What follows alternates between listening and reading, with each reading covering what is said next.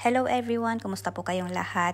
Welcome back ulit sa ating channel at sa mga datihan po, maraming salamat sa inyong pagsuporta at sa mga maguhan naman po, welcome sa ating channel at kung hindi pa kayo nakaka-subscribe, please do subscribe and click the notification bell para updated po kayo sa mga ganap dito sa ating channel.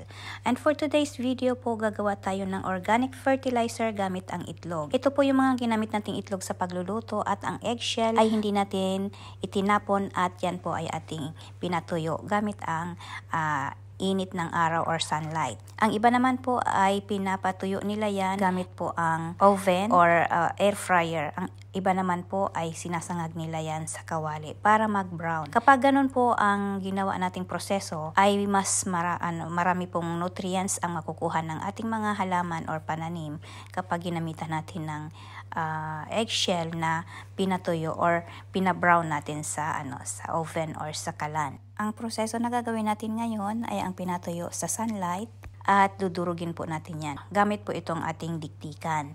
So kapag ito po ang gamit natin, pinapauna ko na ay medyo matagal po yan.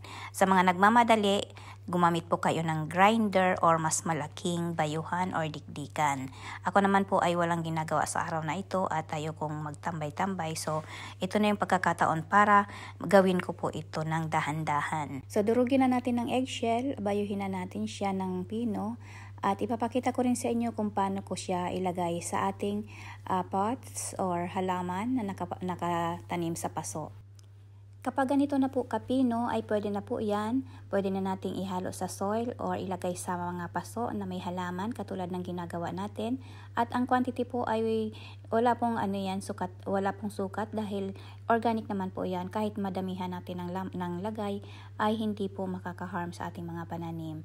Bagkus yan po ay lalago pa ng husto. Sana po ay may natutunan kayo sa video na ito at sa susunod po wag na nating itatapon ang ating mga eggshells at gawin nating pataba ito sa ating mga halaman.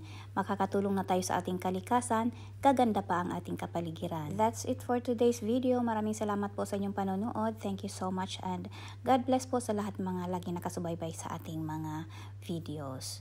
Bye and see you around!